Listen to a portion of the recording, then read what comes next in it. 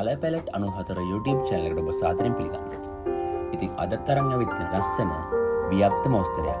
ඉතින් මෙම මෝස්තරය අද නිර්මාණය කරනු ලබන්නේ හම්බන්තොට ශාන්තමේර ජාතික පාසලේ 9 ශ්‍රේණියේ ඉගෙනුම ලබන සිතුක්කි සනුල්‍යා කෝඩාගොඩ දියණිය. ඉතින් ඇය මීට පෙර මෙම සිතුවම් නිර්මාණය කිරීමේ වීඩියෝ එකක් අපි ඔබට ගෙනාවා. ඉතින් අද ගෙන එන්නේ එම සිතුවම වර්ණ කිරීමේ වීඩියෝ එක. හරි. අපි යමු වීඩියෝ එකට. මුලින්ම දම් වර්ණය යොදා ගනිමින් මලේ මැද කොටසත් කහ වර්ණය යොදා ගනිමින් මලේ පෙත්තේ අග කොටසත් පාට කර ගැනීම සිදු කරනවා. ඉන්පසුව වර්ණ දෙක වතුර මාර්ගයෙන් නැත්තම් ජලය යොදාගෙන මිශ්‍ර කර ගැනීම සිදු කරනවා. ඉතින් ෂේඩින් එක හරිය ලස්සනට පේනවා. ඉතින් අද මේ සිතුවම නිර්මාණය කරන බෝඩ් දියසයම් මාධ්‍යෙන්නේ. ඉතින් දියසයම් මාධ්‍ය නිර්මාණය කිරීමේදී හරි අපූර්වට වර්ණ මිශ්‍ර කර ගැනීමට අපට වතුර භාවිතා කිරීම තුළින් හැකියාව ලැබෙනවා. හොඳින් බලන්න හරි අපූර්වට වර්ණ දෙක මිශ්‍ර වෙන ආකාරය.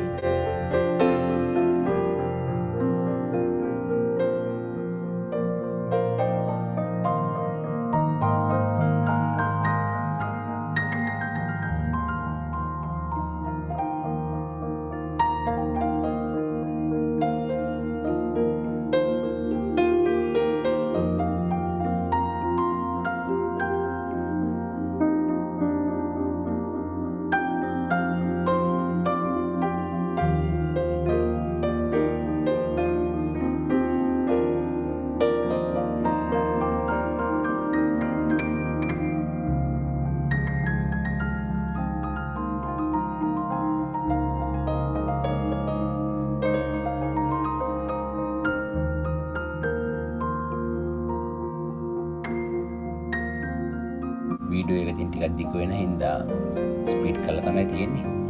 ඔබ අවශ්‍ය තැන්වලදී වීඩියෝ නතර කරමින් අවශ්‍ය තැන් හොඳින් බලා මෝස්තරය නිර්මාණය කරගන්නවා නම් වඩාත් සුදුසුයි.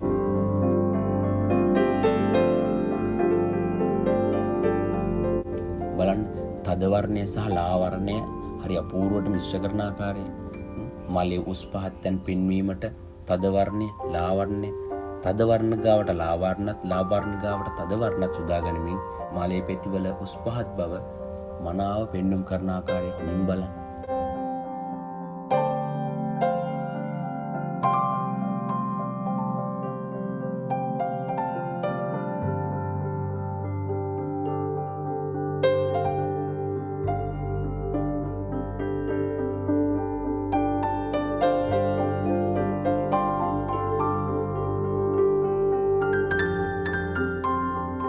අපි දැන් අපේ මෝස්තරේ සීලුම විශාල මල් ටික පාට කරගෙන අවසానයි. දැන් අපි කුඩා මල් වලට තමයි යොමු වෙන්නේ. මේ සඳහා තද කොළ වර්ණයත් ලා කොළ වර්ණයත් තමයි අපි යොදාගන්නේ. බලන්න වර්ණ දෙක හොඳට ලස්සනට ජලය සමග මිශ්‍ර කරමින් වර්ණ හොඳින් මිශ්‍ර කරන ආකාරය.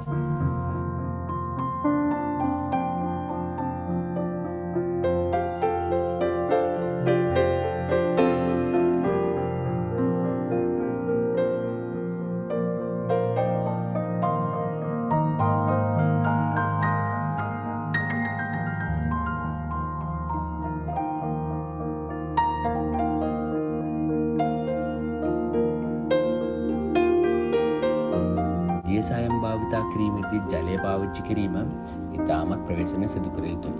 මේ සඳහා නිරන්තර අභ්‍යාස කිරීම තමයි වැදගත්. එවිට අපිට පුළුවන් අපිට මේ පින්සලට ගන්න ඕන වතුර ප්‍රමාණය කොපමණද යන්න හොඳින් දැනගන්න.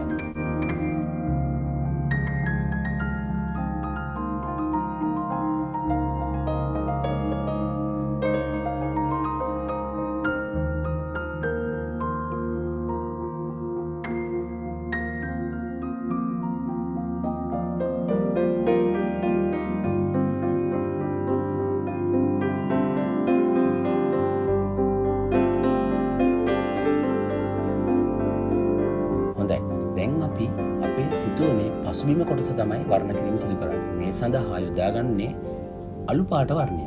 කළු පාටට සුදු පාට ටිකක් වැඩියෙන් දමා අලු වර්ණය නිර්මාණය කරගන්න. අලු වර්ණය සම්පූර්ණ පසුබිම පුරාම තවර ගැනීම සිදු කරගන්න. ඊට පස්සේ මලේ රේණු පෙතිවල ඩීටේල් පෙන්වමින් තද වර්ණය භාවිත කරමින් සිතුවීමේ මල මතු කිරීම තමයි මේ සිදු කරන්නේ. මේ සඳහා තද රතු වර්ණයක් තමයි දියණිය භාවිතා කරන්නේ.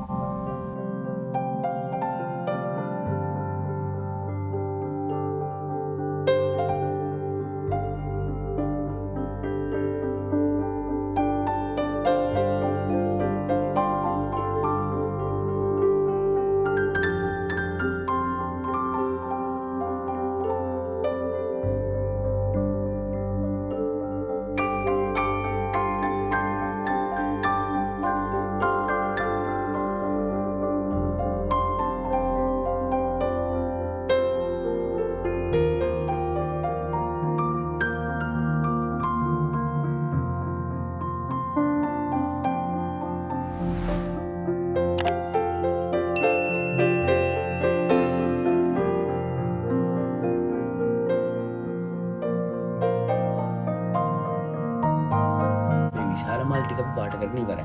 දැන් පාට කරන්න යන්නේ කුඩා මල් ටික. බලන්න. එයට ඒ සඳහා තද කොළ පාටට හුරු වර්ණයක් තමයි පාවිච්චි කරන්නේ. බලන්න හොඳට මල මතුවෙලා පෙනෙන ආකාරය හරිම ලස්සනයි.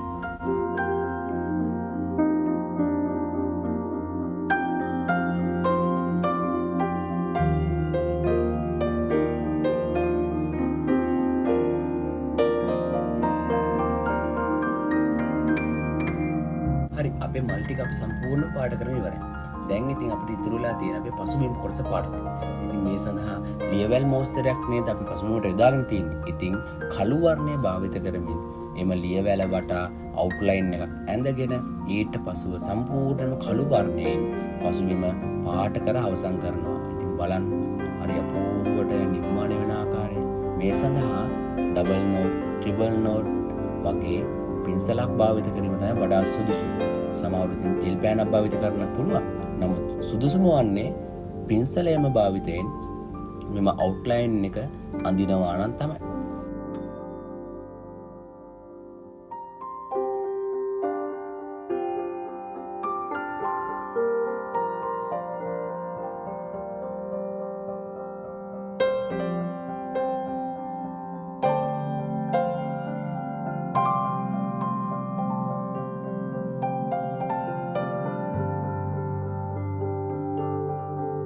දැන් සම්පූර්ණයෙන්ම කළු වර්ණය භාවිත කරමින් පසුබිම වර්ණ කරගෙන අවසానයි.